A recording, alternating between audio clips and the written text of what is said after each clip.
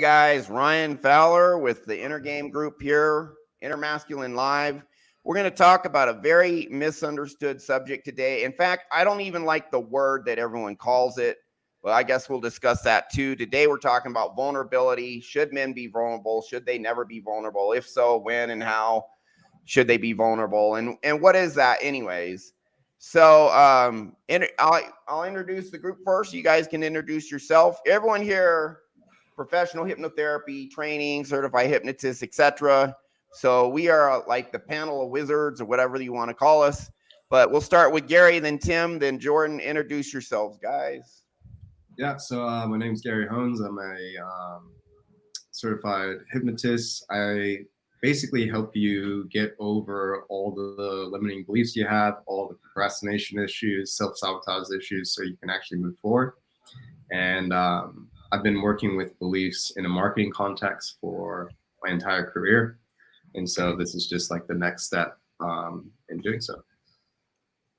All right, Tim. Hi, I'm Tim Costello of clearthattrauma.com. And as we're going to learn today, and we're talking about the thing that Ryan wants to talk about, clearing your toxic shame is the number one evident thing you need to do to gain what we're going to talk about. Gaining what we're going to talk about is going to build on to allow you to become a better person here on the earth. Don't spoil it up front, Tim. I didn't say the word. Okay. Well, the word's in the title. No, I'm just kidding. All right, Jordan, my man. I'm Jordan Kurtz. I've been helping guys out with clearing trauma, helping with their mental models, improving their mental models, all that fun stuff, all the hypnosis, all that to help guys out. All right. So what we do is super freaking powerful. The thing is I started this professionally, been doing it on myself for 10 years, started about 4 years ago. All of these guys were either clients or a friend. They all became certified hypnotherapists because when they saw this, they're like, holy crap, this is massively powerful. It's actually over half a dozen people who became pro hypnotherapists after seeing these methods that, that I introduced them to in one way or another in the last 4 years. So that's why we're here, because this is life-changing stuff. We're first off, want you guys to know before we dive in, we're going to watch some YouTube clips. We're going to comment, etc. I think most, if not all, people watching this at the end are going to be like, oh, vulnerability isn't what I thought it was, at least when it's correctly understood and, and done. I think you guys can have a different idea of what it is after we come out. And like I said, I hate the name vulnerability. It should be called something else. But anyways, before we get going, diving deep into that, I want you guys to be aware that in the next couple weeks, I am releasing a free ebook. You can sign up, get on the waiting list now. And so go to my website, innermasculine.com / oops, here we go. Right here, free ebook. All you need to do is put in your, you can go innermasculine.com, click on free ebook if you want, upper right. Get on the waiting list. How the subconscious mind works, why it keeps you stuck. I'm going to give you guys the blueprint. Everyone talks about this, or everyone knows what the subconscious is. Many of you heard, Carl Jung, the father of modern psychoanalysis. He said, until you make your subconscious conscious, it will direct your life and you will call it fate. It is neuroscience. It is science. It is fact that 95% of our behavior is determined by our subconscious programs. And yet everyone hears that term, subconscious mind. Very few people know how it's affecting them, what's really going on. How did your subconscious programs develop? How do they direct your life now? Guess what? This is going to lay it all out to you in blueprint format. Well, I'm going to talk about it too, not just a straight up blueprint. But understanding why you have anxiety, limiting beliefs, why you self-sabotage. We're going to talk a little bit about why people engage in addictive behavior and all these other things our subconscious does. Why is it doing it? Why is it holding us back in these ways? You guys are going to know.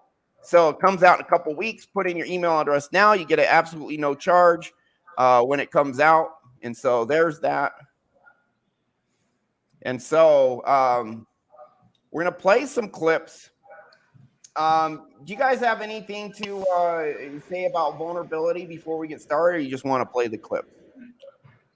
I'd say let's just jump into it. All right, let's just dive right in.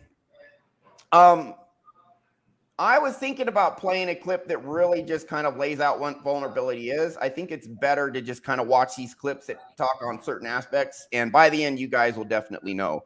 But each clip here has a little bit of a different view on what vulnerability is.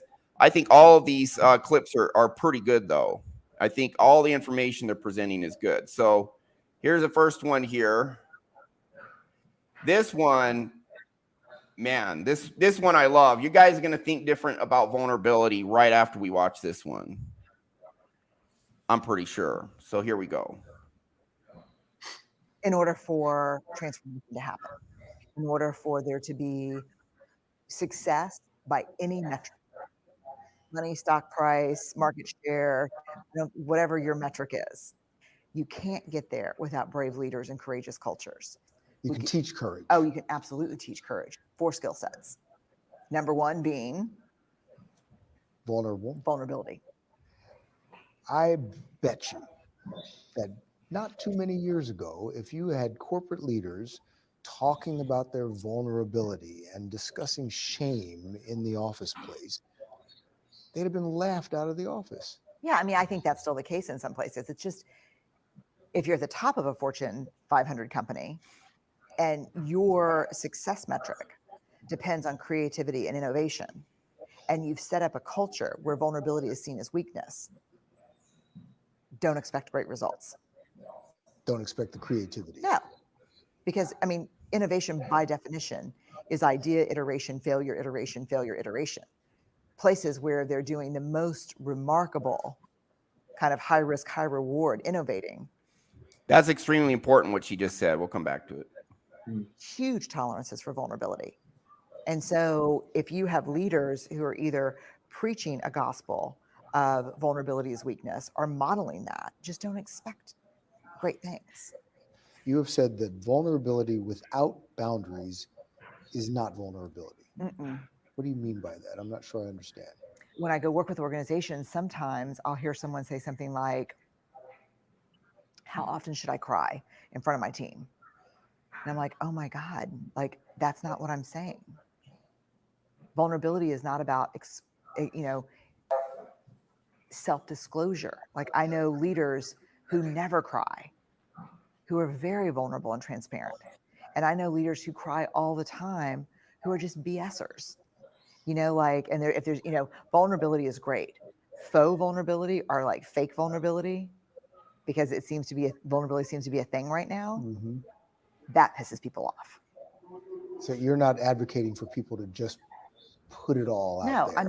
No, all I'm saying about vulnerability is that when you are in uncertainty, when you feel at risk, when you feel exposed, don't tap out. Stay brave, stay uncomfortable, stay in the cringy moment, lean into the hard conversation, and keep leading. Stay brave. That's all I'm saying. I'm not saying you need to overshare. I'm not saying you need to disclose. I'm not saying you need to weep uncontrollably to show how human you are. I'm saying try to be aware of your armor. And when you feel vulnerable, try not to transform up. Try to stay human, keep leaning. Very different things. Whoa. Yeah, that was strong. What's that? That was strong. That was hardcore. So based on what she said, what is vulnerability? So I don't know who wants to jump in. You almost have to ask. Go for it. But the interesting thing about this conversation is he understood vulnerability different than her. Right. He thought it was the shame, weakness type of thing, and that, people would be tossed out on their ear if they were exposing everything. And she's like, no. That's not what it is. What vulnerability is the capability to be exposed emotionally and physically. And the play on that, past that, is, like she said, don't tap out, live there, have courage. Just like our clients, when they're facing toxic shame, they're becoming vulnerable because they're being exposed to us for their physical, most likely emotional things that are going to come out. They're facing what's really there. Right. And that's Even why though it we ain't always pretty. tell them it takes tremendous courage that just as you're approaching that thing you want to say, there's still going to be that shame inside of you is what will this guy think? Right. So she says, don't armor up and clam up and stop, but continue on past that. Now, in most contexts, people are going to become vulnerable and not let the world know, but they don't need to shy away. They need to push through that, like she said. And that's where you get your creativity and success. Yeah, I think there's vulnerability to me is a type of authenticity. Yep. Just keeping it real. Keeping it real when it ain't perfect. Anyone else? Yeah, I think going off that, I think it's really hard to keep it real if you've never kept it real. Yeah. Right, which is a lot of people. So it's There's like, a lot of people with fake personas. They're not showing the real them. They're inauthentic. somewhere in their lifetime, they're like, okay, I can't do me. Like, I can't be me. It's not going to help me survive. It's not going to help me succeed. It's not going to help me get what I want. And so they adopt a different identity, a different persona, and they have That's what narcissists do. Yeah, they have the Put up a mask. false self, put up a mask. Right. And so what she's saying is basically take off the mask and have the courage to do it and actually be yourself. Yeah, and keep it real. So, yeah, my thoughts. I think the piece she misses is maybe the mental model piece of it. So if you're a leader who already feels like they are good enough, that they are competent, that they are strong, that they believe that internally themselves, they're okay with. They don't really view it as exposing themselves because they are confident enough. Those leaders are confident enough in who they are and what they can do. And like they believe that they are good enough. And so it's easier for them to come out and be, I guess, quote, vulnerable, but it's not really. I don't like that word, man. Yeah, it's. You guys really, see where I'm coming from? I don't think it's a very good describer of what we're talking about. Yeah, it's difficult to define. At least it's not difficult to find. It's whoever's using the word kind of defines it themselves. It's almost like a container word. Yeah, based upon their perspective. And so it's easy for her to say all these leaders, you know, if you are, let's just use the word exposing yourself in a certain way, or if you are exposing some sort of weakness or we're struggling.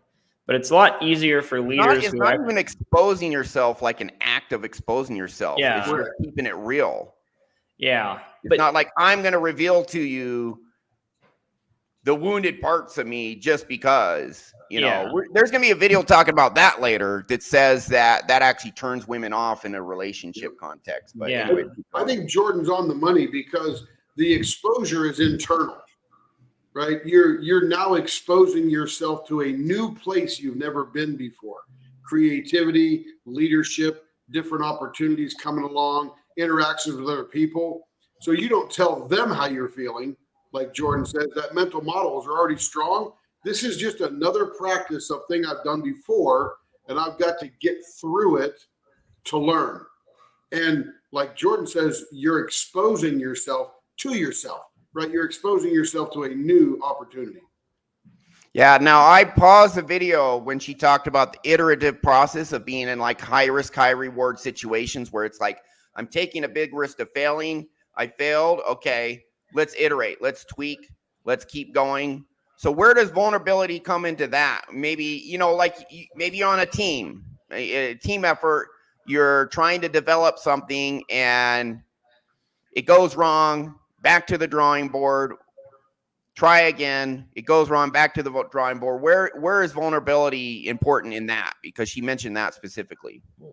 Well, what happens if you're not vulnerable? If you believe that you are good enough already, then you can, quote, fail at something, but it won't affect your internal beliefs about yourself. You understand that's the process. So it's we're getting, the problem with this is there's not really clear definitions of words. It's like lowering your defenses or exposing yourself, like Mike was saying.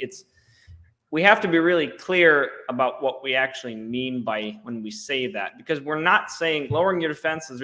We say being our authentic self might be lowering our defenses, but it's like, are those defenses mental models that you're lowering? Well, it's really not. It's more the idea It's of keeping it real. Yeah. The people who can keep it real, the people who have to put up a mask and not be authentic, are people who deep down are insecure. Right. Very insecure. And so they're like, oh, if I'm on this team project and I'm assigned something and I made a mistake, they're terrified of other people finding out their mistake. Right. But if you're developing this product together as a team effort, you have to say, okay, this part is wrong, so you can freaking fix it. And so you just gotta say, all right, this part's wrong, this part, but apply that at every part of your life. Okay, I have a weakness here. Now you can fix it. You guys think I'm right or wrong, or what do you think? So I'm involved courage. with a group developing breaking edge technology for retail, computer vision based algorithms. Tell them about what you do a little bit, because it's pretty cool. So I work for a company called UST, and it's a giant company, 34,000 people, 2 billion in revenue, 170 clients, and 140 are top Fortune 1000, all that good kind of stuff. But I'm in a very small division of that company called Emerging Technologies. So we're developing technologies for retail. It could be loss prevention over self-checkout, where we're monitoring arms and things that come out of baskets and into bags, or we're looking at the shelf and trying to determine what's out of stock, what's in stock, what's low stock, to sort of drive a more efficient retail operation. Because as we know, efficiency is money and money is labor and labor is short. So you've got to figure out a way to get around that. You're doing automated stores, 100% automated. What's that? You're doing automated stores, 100% automated. People go in, there's no employees. It's all automated. It's pretty cool, actually. Yeah, there's some of that going on as well. It's called the walk-in, walk-out. In fact, a number of my partners, you'd recognize their names if I told you, that have a lot of that going on in the world, and they're all my partners in the company. But we have teams inside our group that are developing these products, and we have weekly meetings all the time. And there's a couple I can see that are simply like, well, that didn't work. Let's go fix it. Let's go figure out what's wrong. And a couple others that sort of like, well, that wasn't my fault, or I didn't do that part, or, sort of trying to throw a blame out there, or at least deflect what they were working on. And I'm like, oh, there's some inner game issues right there. Yep, and that screws up the whole process. It makes it inefficient. On a creativity team, you got to want to fail, because all your failings just means you're learning another way not to do it or how to tweak it. So that goes on weekly. So I see that inside the team that Ryan's mentioning all the time. And by the way, what we do is extremely good at fixing these insecurities. So when it's like, okay, I made a mistake, no big deal. Let's fix it. Let's keep moving forward. I mean, when you're just like, whoops, sorry, let me turn it back on. You're the big R. Yeah, I hit my table and all right. So here, I can fix it here. You're over the fence. Yeah, there we go. All right. So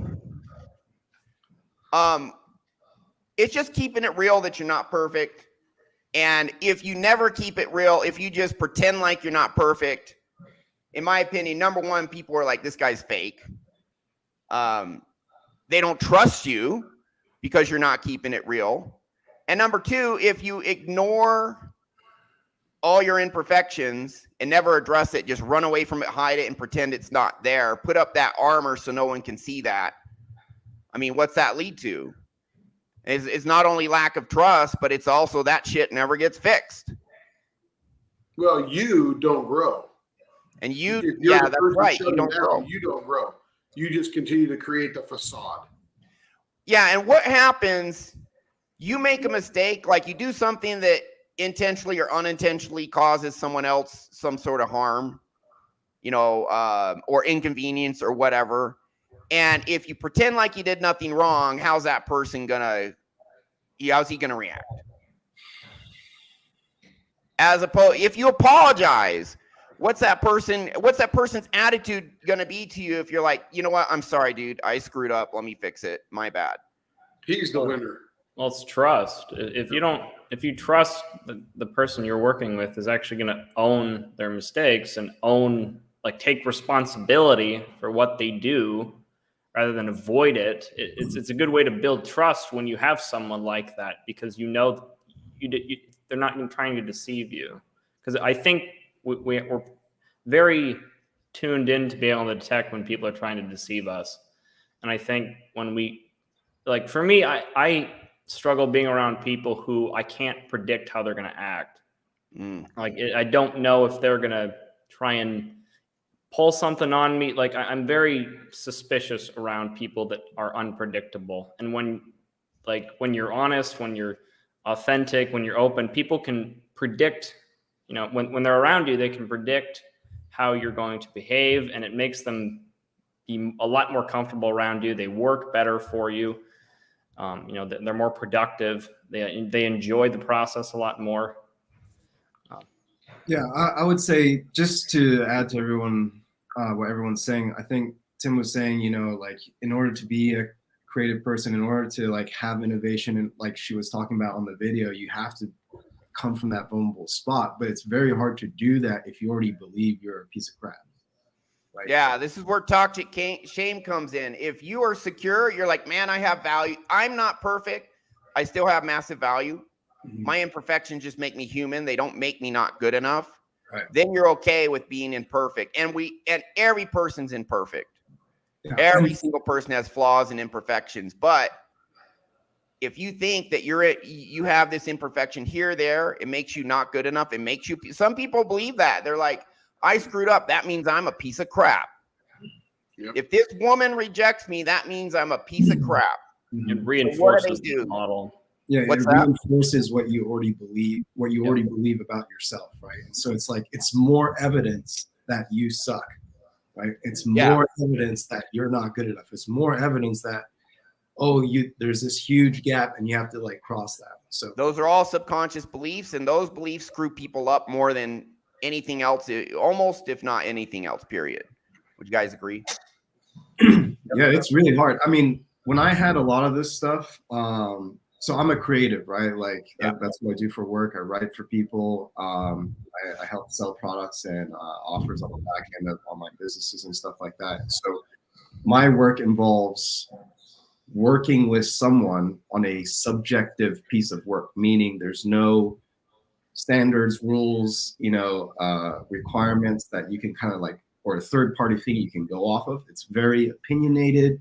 It's very, I think this. Oh, what do you think, Ryan? Oh, what do you think, Tim? Oh, it's this, it's not that. Okay. So when you're in that environment that requires so much feedback and so much critique and so much conversation and dialogue and discussion, it's really, really difficult to do the work if you believe your work is the representation of your self-worth.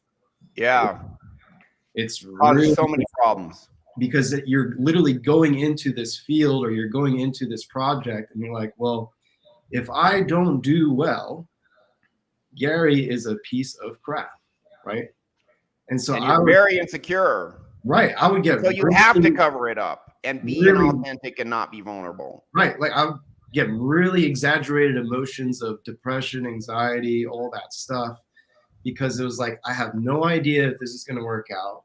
It's a subjective thing. And so if he doesn't like it, oh my God, I am the piece of crap that I think I am. And so it's this really horrible cycle that you just kind of get yourself stuck in. Yeah. Okay. So there's a Jordan Peterson clip we're going to play now. And Jordan Peterson talks about, he compares vulnerability with weakness, and are they the same? Are they different? So this is pretty good. Let's see here. And give me just a second because I think I'm not. All right, here we go. And we're going to share the Jordan Peterson clip. Oops, nope, I'm hitting the wrong buttons. Here we go. Well, now you know which buttons not to hit. Mm-hmm. All right. I think this. Okay, here we go. Are weak men some problem? Well, weak people are a problem in general. And I don't mean physically weak. I mean cowardly, let's say, and deceitful, because I'm thinking it more in terms of moral weakness. Well, there's a variety of reasons. Is first of all, if you can't support your own weight, let's say, then someone else has to do it. And that's not good. And then if you don't make your pathway, if you don't pick a forthright and useful and noble pathway through life, then you'll become bitter. Showing weakness can be a strength too. Not weakness, vulnerability. That's a whole different thing. To admit to the fact that you're vulnerable, that's a form of courage. That's not a form of weakness. But that leads you to take whatever steps are necessary to deal with that properly. It isn't some facade that you're invulnerable. No one is invulnerable by any stretch of the imagination. Why are weak men such a problem? Okay. I like what he said at the end. What do you guys think? Comments? Yeah, I like his It's definition. echoing what we've been saying, really. Yeah, really. You can't fix stuff if you don't own up to it. Again, he was saying like no one wants to see weakness, right? And so that's especially in I think, you know, when women are seeing men too, right? And so a lot of guys get confused, like, oh, just be vulnerable, and then they show their weakness instead of taking off the mask that, you know, was previously hiding a sense of strength, right? And so when you're showing that weakness to the opposite gender, it's like they actually have no idea what to do with it, because they don't know your life, and they don't know a man's struggles, and they don't know, you know, what you're dealing with day to day, and they don't have the tools to actually help you either. And so Yeah. it's this really confusing problem for a lot of guys, because the women are saying one thing, but then they're acting different. I like that he differentiates vulnerability and weakness. Jordan Peterson's really articulate. He chooses his words carefully. And I like that he defines, he's like, you know, weakness. It's like, it's not weakness to show vulnerability. You know, weakness is, he kind of puts weakness and vulnerability in two very separate categories. And because he's like, everyone's vulnerable at a certain point, but you have to have the courage to be able to show that, and then, you know, continue on and, you know, overcome that vulnerability. And that is strength. But I think I'm really glad that he defines the terms clearly, so that, you know, like, because if you're talking in a panel like that, you have to really get your terms clear. Otherwise, they're going to start talking past each other. So I always like that Jordan Peterson seems to do that. You know, I agree. And again, I watch this clip and I look at the people that are around him, and I can promise you that when that guy said weakness, and then Jordan said, well, not weakness, but vulnerability, that guy said, well, that is weakness in his head. Although Yeah, he's like, isn't weakness a form of strength? And Jordan's like, what are you talking about? Right. No.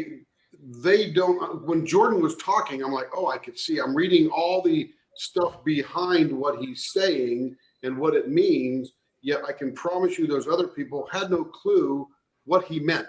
Even though, like Jordan said, he defined it, he didn't actually give a long definition for what a vulnerability is and what a weakness is. I have weaknesses. I'm not a programmer. So when I'm sitting around a bunch of programmers, I have absolutely no idea what they're talking about. That doesn't mean I'm vulnerable, but it just means I'm weak in that particular skill set. So, but if you pretend like you know that stuff when you don't, that's where you get into trouble. Absolutely. So you're like, this isn't my skill set. Yeah, I agree. I don't know what you guys are talking about. What the hell are you talking about? Can you explain that to me? Yeah, well, I always have to tell me in English, would you? so yeah. So that I can understand exactly, you know, what a low level they're talking about. And they do a really good job of explaining it to me. And I'm like, okay, I get it. But they're doing all these other kind of scripting languages and all that kind of stuff I don't get. But back to Jordan's clip. It's taken out of context because these people, just like when Brené Brown was talking to that guy from 60 Minutes, he heard what he wanted to hear based upon his background. You know, what he had studied, what he had learned, what he had developed over the years. And then when she said it, it's like speaking Russian. to an English person. Well, You know, I hear you, but I don't really know what you're defining. I'll defend him a little bit and say I think his job as an interviewer is to emulate the audience. So I imagine maybe he's doing that intentionally. Could be. Yeah, he might be trying to purposefully ask the questions that the audience is asking themselves. Might be, yeah. So. Ryan hit the magic There button. goes my camera again. So what I take apart from that is you're exactly right, Jordan. He may be doing just that.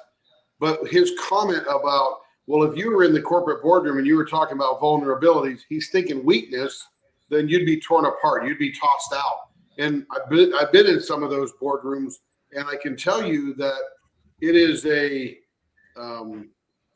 environment where nobody wants to show any weakness or vulnerability, like they're ignorant or something or weren't aware of something. Because if they try to do that, they just be quiet, because they know that, or they feel that they're going to be perceived by all that people around the boardroom who are all juxtapositioning themselves, to get to the top of something. They would figure that he would think they would figure him out. In reality, I've been in environments where boardrooms are super, super creative, and then boardrooms that were super, super toxic. And 100%. Yeah. he is, that interviewer, I think, portrays the question. I don't know what he's thinking about. Can't get inside his head, but he's portraying that question as this toxic boardroom. You'd be tossed out on your ear. Where I have seen a CEO sit around a boardroom taking input from all around, making no decisions, not being the dictator. He just like, let me get all this input, I'll process it, and then we'll make a decision. So true leaders lead by influence, not by dictatorial means. So management is leadership by dictate, and leadership is management by influence. All right. Oh man, my camera. You are the big R, Ryan. I know, I'm big R. Hold on. Boom, baby. All right. There you back. All right. So yeah, to me, vulnerability is not what's going to turn people off. Is if you're like, here's my weaknesses, please validate and help me so I don't feel so bad. Yep. That's not what we're talking. That's the next clip we're going to play is this woman. I think she's a dating coach of some sort, and she's talking about what type of vulnerability women find attractive and what they don't. And I actually think she makes some pretty good points. But like putting your weakness onto others to try and get validation, that's clingy, that's needy. Especially in a male-female relationship context, that'll make women run away from you. But the question is why? The question is why? Because in our lizard brains, that woman, if she's looking for a marriageable partner, is looking for someone to defend and protect her and provide. If you're this needy person, you may not be able to do that in her mind.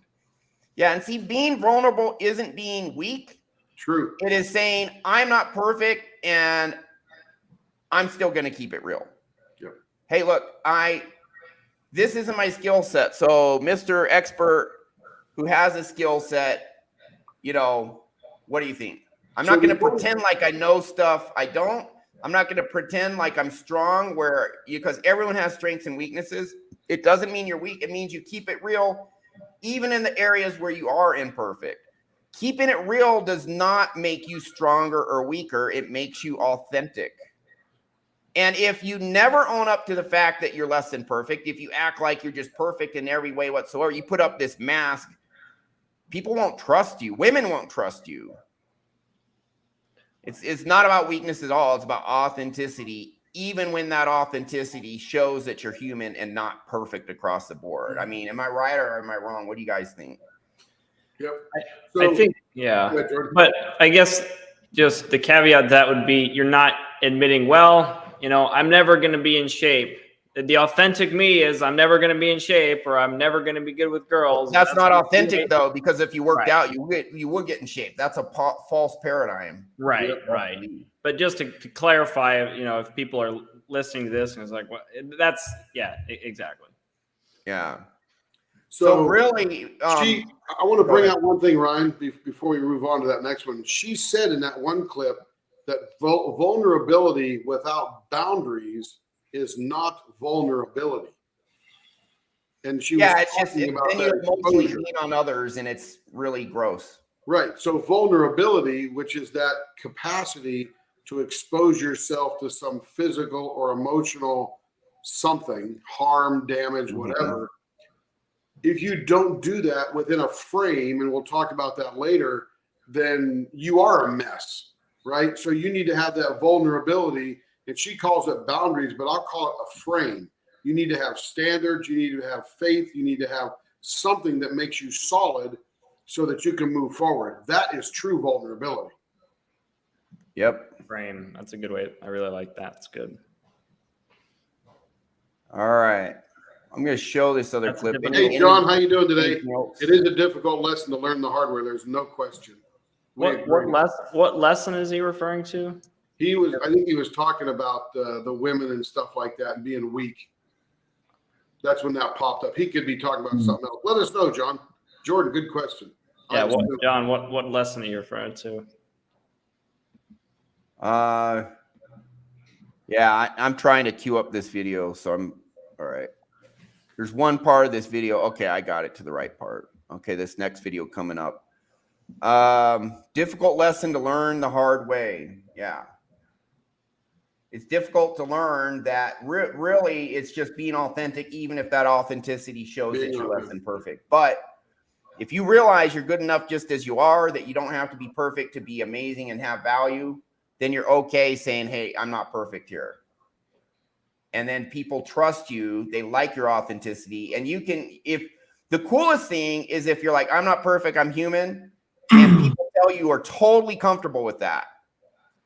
If you're like, man, I'm still awesome, even though I have these imperfections, and you're real about these imperfections, not voluntarily just throwing it onto others, but not hiding it. Right. Dude, just makes you look confident as hell because you are confident as hell. You're like, okay, I'm not perfect. Like people who can laugh at themselves, they slip and fall and then they laugh at themselves. It's like, they're confident. They're, fundamentally they're saying the actions that they're doing and the way they're living doesn't affect actually their entire value as a human, right? Their entire worth. And so it's easy to laugh when you trip over yourself. It's easy to be vulnerable because you already are coming from a place of strength. Yep. And it's not only security.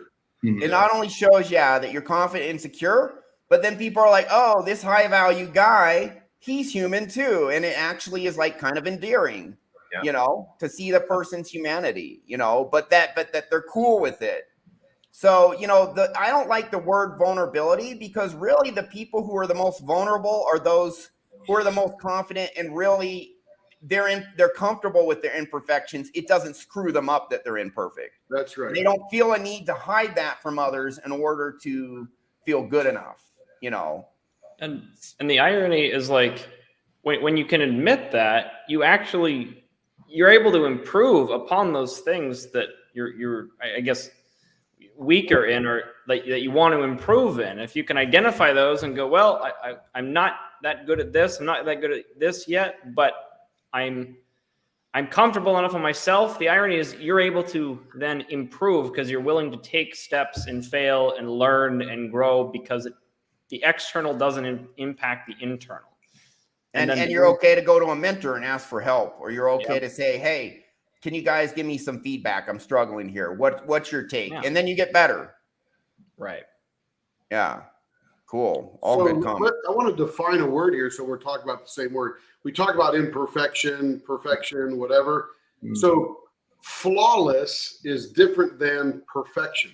Perfection means complete. You're done. There's no more. When an artist walks away from a sculpture, he says or she says, it is now perfect. There's nothing more I can do to it in my mind that will make that piece of art better. So he's perfect. It is perfect now in that piece of art. We are never perfect till a long time way in the future where we're complete. We know it all. We can do it all, kind of thing. And I'm not sure I like the word flawed so much, but I would just say that I am imperfect, which means I'm not complete. I haven't finished my task, right? So when we say flawed, we're flawless or we're not, or we're flawed individuals. It just means that we haven't learned everything yet.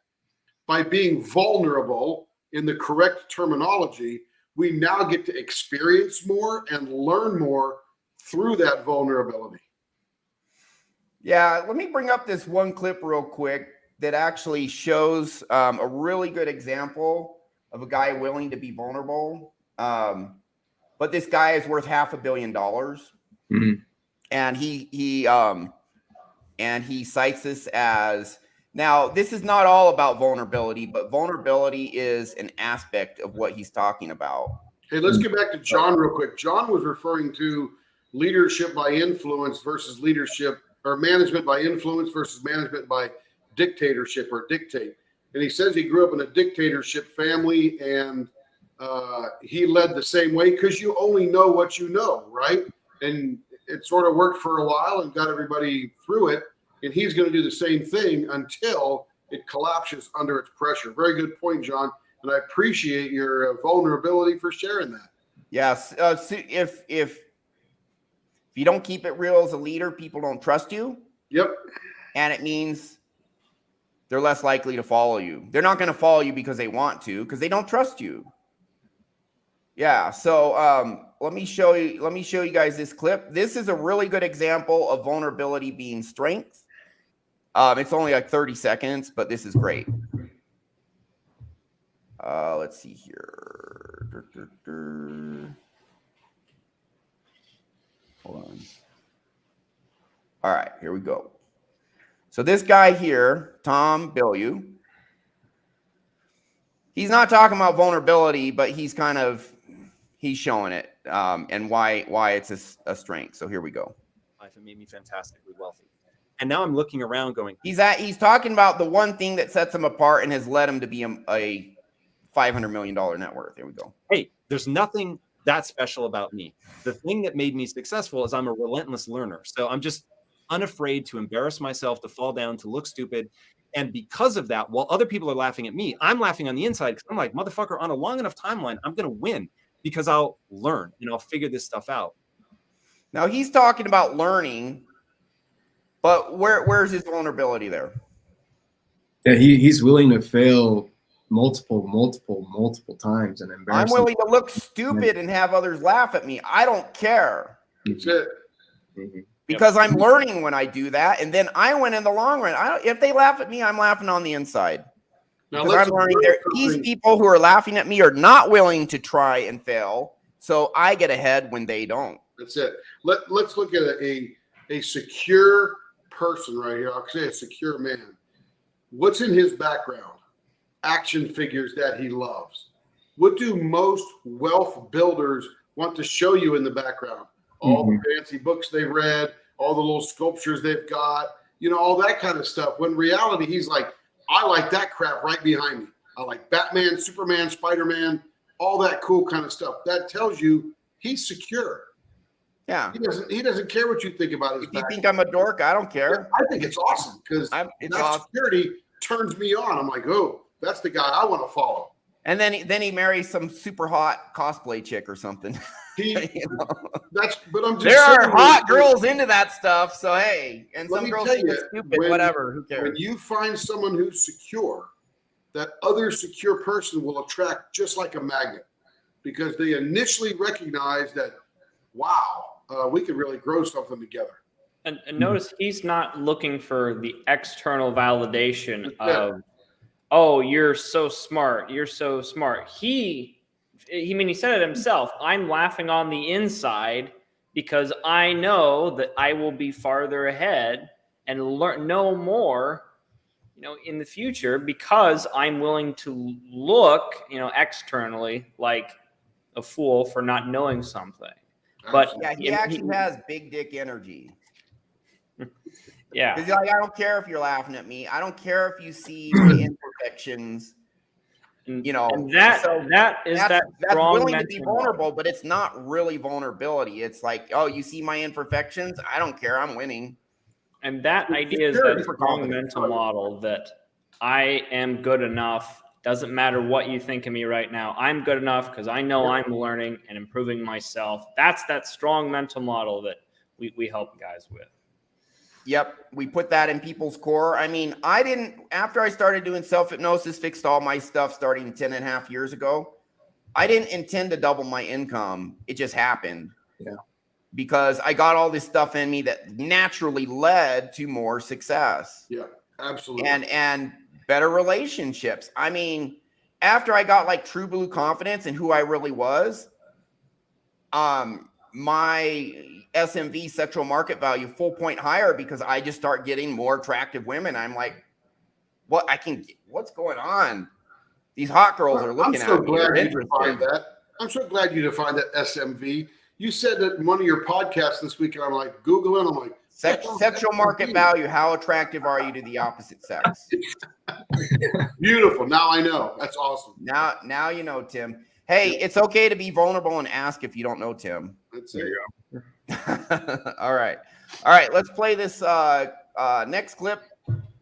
This lady here, there's going to be a definition of vulnerability, and I'm going to say any guy who approaches a woman in an authentic way is being a vulnerable, but everyone in the manosphere looks up to dudes who can just approach women, say, hey, I find you really attractive. I want to get to know you better. You're actually, according to this definition, making yourself vulnerable, but still it's a sign of strength if you're able to do that. So let's play this so you see the definition. There's two parts. There's a really short part we'll comment on, and then there's a longer part, like 2 minutes at the end, but we'll start with this first.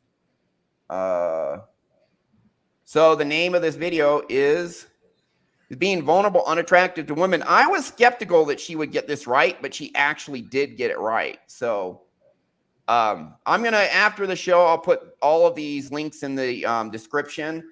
This one is worth watching all the way through on your own. We're just going to play a couple minutes of it. And make sure that you're on the right path. So let's get started.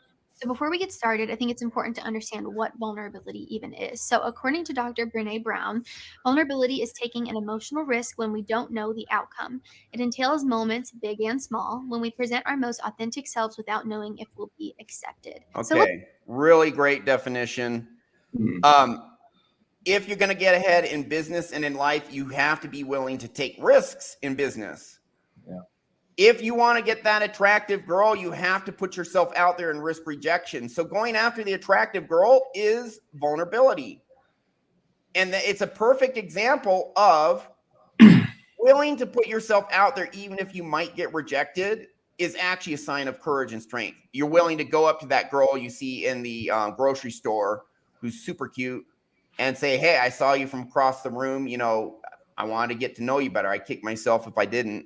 So I'm Ryan. Nice to meet you. You know, what are you shopping for today? Just whatever. You know, that takes strength, but that's also, according to this definition, vulnerability. What do you guys think? Yeah, I mean, like, this is a really cool definition. I think kind of like we've been pounding this drum this whole call. I feel like it's really about being unapologetically yourself, right? It's being comfortable with all the imperfections that you already have as a human. And everyone has them. Everyone has them, right? And it's just believing deep down, not intellectualizing, not rationalizing, not knowing it on the surface, but in your soul, you believe this stuff. And that's the difference. Yeah. Now let's see. Jordan, what do you got? Well, go ahead. Yeah, I mean, the key parts of that is without knowing what's going to happen, right? Without knowing the outcome, not knowing if you're being accepted. But if you have that strong mental model of I'm good enough no matter what, then you can take these kind of risks because the outcome literally doesn't affect you. Absolutely. And I want to focus on our most authentic selves. We hear that a lot. Not many people know what it means. So the most authentic self, in my definition, is the ability to have, I don't want to say no shame, because everybody always has a tiny bit of it somewhere, but to rid yourself of toxic shame. You know, the number 4 on our list is that rage or resentment of something or anger. If you can get rid of that, that's probably a big load off. And then if you can start knowing that you're good enough, and knowing that you belong to something, and knowing that when you get something, you deserve it. You can take it in, you can enjoy it, you can appreciate it, and not feel bad about getting it because someone else doesn't have it. And then finally, you feel safe. And I think part of that safety becomes this security that we now call vulnerability. So I can now be vulnerable because I don't know what's going to happen when I take this opportunity here. But here comes my most authentic self, which is rid of most of all that toxic shame. And whether I get accepted or not isn't important, but it's learning that, and you may learn that girl that you looked at from across the room is a raving lunatic. And you're like, okay, I know that now. And now I can back out gently and let her on her way. And you're not damaged. You're not hurt. You're just authentic. And you're not feeling bad because she didn't reject you. She did not fit in your frame. Yeah, when I do hypnosis sessions, one of the best beliefs I like to put in people is I have them look down inside of their chest, and right in their heart area, I have them imagine like this massive jewel. And then I have them say, this jewel is a real authentic me. It doesn't have to do anything to be good enough. It just is. It's a jewel. It's valuable. If others don't see my jewel, that doesn't mean my jewel doesn't have value. It means they cannot see it. That's their blindness. That's their problem. But understanding that, hey, this real me in me has value just for what it is. And if others don't see it, that's their problem. Now you can just say, hey, this is the real me. You know, good parts, bad parts, everything. I'm comfortable exactly with who I am. My mistakes don't influence me. If this girl rejects me, it just means she can't see my value. Now you're going to have deep down security and courage to just take risks, go after what you want. If you make mistakes, if she rejects you, whatever, doesn't matter. And that's a willingness to, take emotional risk, be vulnerable, but it's because your core is super strong and you understand your value is not affected by these imperfections, mistakes, rejections, etc. So anyone else have anything else to say before we go to the final part of this clip? No, let's do it. Okay. Now, I do want to point out one thing real quick. I don't want to actually play through it. Again, you guys can watch it on your own time. But if you look down here, how to be vulnerable, you see at the headings, being vulnerable for attention. Women will do this, right? But sometimes guys who are clingy and needy do it too. Like they're actually like bearing their souls to a woman, but they're doing it to get the woman to like them or think they're authentic. Yeah. This is what turns women off. Don't put your crap on them. There's a difference between keeping it real, being authentic, and embracing your humanity. Yep. And actually like throwing stuff onto people to get help or validate. That's a victim mindset. Oh, I'm this helpless victim. Take care of me. Well, victims, in a way they're vulnerable. They're showing how weak they are, but it's a type of vulnerability that makes people say, ooh, emotional vomit. You see that here? That was a good one. I heard that one. That's pretty good. Yeah. Emotional vomit. This is not the type of vulnerability you want to exhibit. Yep. Where you just. But that's what most people think vulnerability is. Exactly. Yeah. This is what you want to avoid. Don't be vulnerable to get pity or attention or validation or have people feel sorry for you. They'll help you. Don't emotionally vomit on women just so that, he's so sensitive now. No, that doesn't work. That's going to turn them off. Yeah. You're not throwing your weakness on them. You're just not hiding it. You're just comfortable with the fact that you do have imperfections. You're comfortable and secure in that fact. You're not throwing it on them, expecting anything back. Yeah, it makes the other person that you're talking to pretty uncomfortable because it's like they can tell you're still dealing with stuff, right? They can tell like you're still in turmoil, that you still haven't figured out your self-worth and your value and your deservedness. And so when they can see that and like literally peer into you as you're talking, it makes them really uncomfortable. Unless they're a narcissist and now they just found their next victim.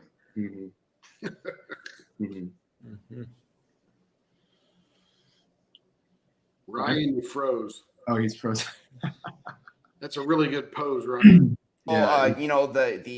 the women, the healthy women will run away from them, and the narcissistic BPD predatory women will go to them like a magnet. Yep. You're gonna attract the nightmares, and you're gonna chase away the healthy women. True. So go ahead. I'm sorry. Anyone else? No, you were good. You're just getting the delay from we watched you being frozen. Oh yeah. Okay, so here, this is about 2 minutes where she really sums it up pretty well. So we'll play this. Also shows that you have emotion and that you're human, and it really allows her to kind of step into that feminine role and be there to listen to you and really be receptive to what you're saying.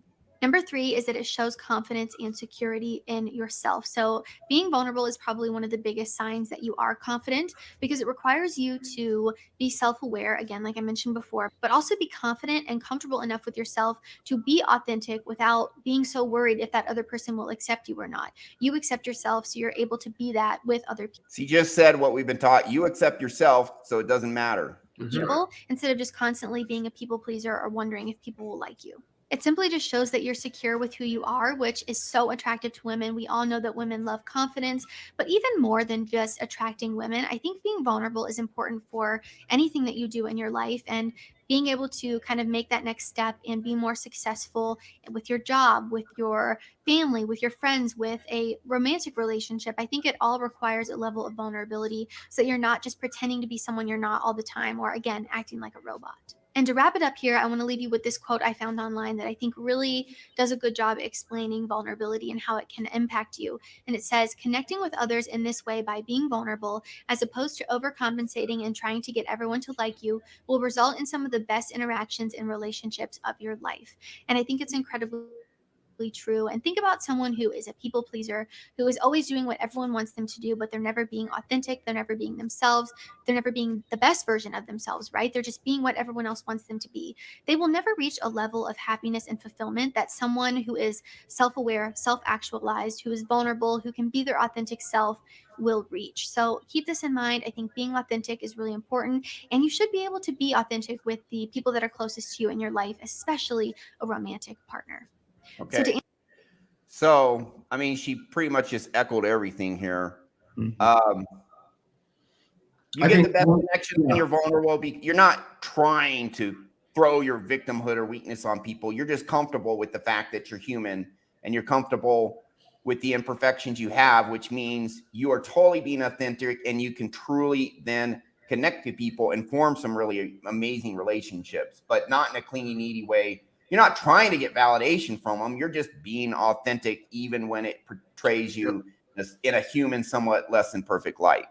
You get some of your best friends and your best mates when you're fully authentic as who you are, because you literally are never pretending, right? Yeah. And so you can develop a very deep bond, man or woman, with the person, because literally you're literally not hiding anything. You're just being you. And sometimes if you have a lot of trauma, like I did, it's very, very difficult to do that. And so this is why, like, we're talking about this stuff so much, because it's almost not impossible, but it's really, really damn difficult if you're dealing with a lot of stuff that is going to emotionally confuse you or act and behave in a way that's not going to serve you. I think Ryan hit the nail on the head with they're seeking validation. If people will be, quote, vulnerable around you, but they're really seeking validation for who they are, versus they want, like, it's the victim mindset. I think that if people with the victim mindset, they want people to validate their identity that they are a victim, versus if you're vulnerable, that your authentic self, you're not looking for external validation, because you have all of the internal validation that you can give yourself at any time. Nobody can give you validation that has any worth when you have all the validation you need internally. Now, that doesn't mean you don't want to have good, positive interactions and have a great time together, but they can't give you any more validation. You're 100% validated. Right. And that's Yeah. go ahead. Sorry, Jordan. Yeah, and interestingly enough, you have better relationships with people who aren't seeking validation from each other. Yep. Yeah. Right. Absolutely. Yeah, you're just connecting as humans. You're just Yeah. enjoying each other's, Mhm. you know, the real deal. Here's the great irony: is we talk about vulnerability, but those who are okay with it are those who are in a way invulnerable. Meaning, you reject me, I'm still okay. It doesn't really hurt. Right. You know, because I already know I have value. So that's why I don't like the phrase, because it's like the word narcissism. Narcissists actually deep down hate themselves. Yes. They just portray to the world that they're great and they're just, you know, selfish and all that. But that's not what it really is. It's the coping mechanism that makes them appear like that. Yeah. You know, vulnerability is okay. I'm authentically showing my imperfections. I'm not hiding it. I'm keeping it real, even when I'm less than perfect. The reason people can do that is because they're very comfortable in their own skin. And if others laugh at them, like Tom Bill, I don't care if others laugh at me. I'm laughing at the inside. He's okay falling down, looking stupid, because he's very secure in his value. So he's really invulnerable to the ridicule, mocking, laughing of others. And we can literally get you to that point where others disapprove of you and you just don't give a shit. Right. So here's the thing that we do, you know, all Jordan, Gary, Tim, me, is we actually get this stuff in your core so that you are, in a sense, invulnerable. So that when people do reject you, you're like, I'm still good enough. And you know, it doesn't bruise your ego. Everyone here on these clips today talks about the what is vulnerability, what is authenticity, all the other things. We're the how. We're going to show you how to get it in you at your core level. And Tim, you've always been pretty confident. But me, Gary, Jordan, we have had deep insecurities that we fixed. And that's why we're helping others, because we're like, holy crap, my life's so much freaking better. Yeah. And it got one session, big, huge shift, permanently feeling better. What the hell just happened? Damn, I got to share this with the world. That's why we're doing this, right? Yeah. You know, Absolutely. I mean, I gave up a very high paying job to do this full time because this is a real deal, man. It's all good. I mean, I had a job, work from home, my own boss, could live anywhere in the world. Ryan had it made. I had it made. Almost 200 grand a year. I had my 911 Turbo. I had my luxury apartment, doing good. And I'm like, you know what? I mean, I didn't really sacrifice anything because, well, I mean, my income's a little lower this year and it's just building. It doesn't matter. I'm still doing good. But, you know, I'm still living I'm doing even better now than last year because. And I think one thing to say on all of that is, like, I think for the people watching, you would be surprised how much better you feel. You know? Yeah. And how much stronger you are, how much more resilient. Well, yeah, but it's also like, if you think about what's actually happening in people, you have all this pent up emotion that you've collected over your life experience, and you're literally just carrying that weight, and you don't even know you're carrying that weight because you've never not carried it. Right. Yep. I've had so many people tell me that I didn't know this was in me, and I feel so much. I feel like I dropped 20 pounds. Yeah, it's a normal outcome. So just if you've never done any work, right? And if you've never had that crazy cry, if you've never had that therapy session where you just like you haven't seen the difference between before and after. You haven't experienced it, but yeah, you are due, my friend, if you've never had that cry. So just realize that. And part of our mission is to help people understand that that's possible. I think when I first was exposed to hypnosis, I didn't even realize that I could give myself validation, that was even a thing. And so then part you of don't our need it from anyone else, and you're right. But then you're okay being invulnerable or vulnerable.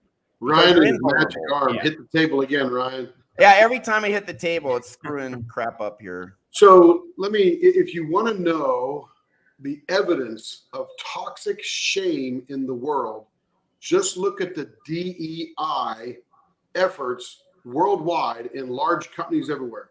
Not only do they have dysfunctional leadership within the company. What's DEI? Diversity, equity, and inclusion. Oh, Yeah, All not right, we're only do even. they You have didn't know to us in coach VI, I a didn't know leader. DEI. We're even. What's that? We're even. You didn't know us in VI, I didn't know DEI. Now we're even. Oh yeah, it's if you're in the corporate world, it's rampant. It goes along with that ESG score that all these companies are trying to achieve to get their stock up. But DEI is the evidence of toxic leadership and toxic lower level employees who feel they're not good enough, not included, not part of the plan, etc. So now we've got this program that forces everybody to gobble up this DEI stuff and be better players in the corporate environment because it's so toxic. And it's an outside thing trying to fix an inward problem all these people have, and it doesn't work. Doesn't work. It's functional as hell. Everybody does the training. They go through it. They mouth all the words. There's even a chief inclusion officer at Walmart. Yeah. And look at Doesn't work. the That's not message going of to it. fix bad subconscious programs. Nothing. They're just going to shove it down your throat. We fix it. Yeah, we fix it. We fix it. We help you rid the toxic shame. We rebuild your subconscious programs with solid, positive, glowing opportunities to love yourself, to appreciate yourself, and quite frankly, to be vulnerable to learn even more. And Yeah, notice how the DEI stuff is ahead of Walmart's DEI. Sorry, go ahead, Jordan. Notice how it's all about other people validating. I am something that I can't control about myself. You should validate me for those. That's right. They're trying to control stuff they can't control. People who believe or do not, if they felt like they were good enough inside, it wouldn't. They wouldn't feel the need to project that I'm a victim and I am a different from other people, because they have that internal beliefs. All of this stuff that we're talking about stems from those internal beliefs. They don't feel good enough, and so they have to construct an entire, I don't even call it a movement, It is DEI stuff based on their insecurities that they don't even, and so this is why I don't like to, I mean, a lot of people make fun of it. I mean, we're not the first person to address it, but that's why, but I look at it from a completely different lens as a hypnotherapist. I just look at these people who are struggling because they can't self-validate. They have broken mental models and broken beliefs. And if you can fix that, I think you wouldn't have a lot of this stuff. It all stems from broken inner beliefs. 100%. They're looking everywhere for the solution except where the solution is, which is to go inward and fix that. Yep. 100%. They run away from that. That's why they're focusing on the outside, because they don't want to face the pain in them. You got to feel it to heal it. They don't want to face that. Well, and a lot of them have no idea how to fix it anyways. So True that. Mm-hmm. That's why we have a show, so you guys will know. Or we'd have a crew of 10,000 hypnosis working for big corporations to fix all their problems. Yeah, 100%. And what is there? 6 of us in the world doing this? 8? Well, maybe? that's why I'm doing self-hypnosis, ramping up group training. You know, I'm going to be on the presenting on John MLD's Inner Game Healing.